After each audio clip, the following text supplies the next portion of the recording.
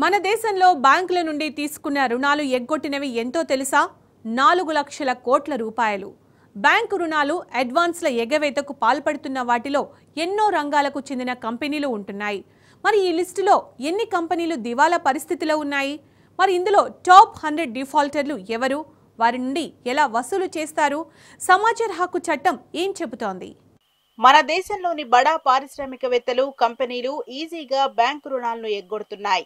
సమాచార హక్కు చట్టం ద్వారా ఇండియన్ ఎక్స్ప్రెస్ సేకరించిన సమాచారం ప్రకారం 2019 మార్చి నాటికి నిరర్ధక ఆస్తులలో 43% పైగా అంటే దాదాపు 4.02 లక్షల కోట్ల రూపాయలు టాప్ 100 డిఫాల్టర్లకు చెందినవే.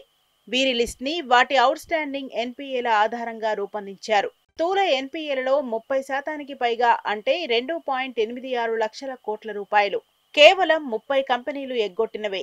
2019 మార్చి 31 నాటికి మన దేశంలోని షెడ్యూల్డ్ కమర్షియల్ బ్యాంకులకు ఎగ్గొట్టిన అడ్వాన్సులు రుణాల మొత్తం 9.33 లక్షల కోట్ల రూపాయలు.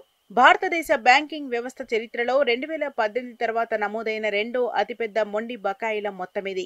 ఈ టాప్ 100 బ్యాంక్ డిఫాల్టర్స్ లో బడా పారిశ్రామికవేత్తలు నడుపుతున్న వివిధ రంగాలకు చెందిన పెద్ద కంపెనీలున్నాయి. ఈ కంపెనీలు 2019 మార్చి 31 నాటికి 8.44 లక్షల కోట్ల రూపాయల రుణాలు ఎగ్గొట్టాయి. దీనిలో సగానికి పైగా రాని బాకీలుగా బ్యాంకులు ప్రకటించాయి. ఈ 100 కంపెనీల మొత్తం రుణాల్లో సగానికి పైగా అంటే 4.58 లక్షల కోట్ల రూపాయలు 15 కంపెనీలు తీసుకున్నాయి. ఇవి మ్యానుఫ్యాక్చరింగ్, విద్యుత్, నిర్మాణ రంగాలకు చెందిన కంపెనీలు. స్థూల ఎన్పీఏలు 2015 మార్చి 31 నాటికి 3.23 లక్షల కోట్ల రూపాయలు కాగా 2018 మార్చి 31 నాటికి రికార్డు స్థాయిలో 10.36 లక్షల కోట్ల రూపాయలకు పెరిగాయి.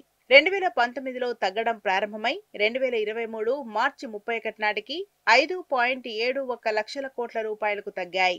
దీనికి కారణం కొంతవరకు రుణదాతలు రైట్ డౌన్ చేయటం.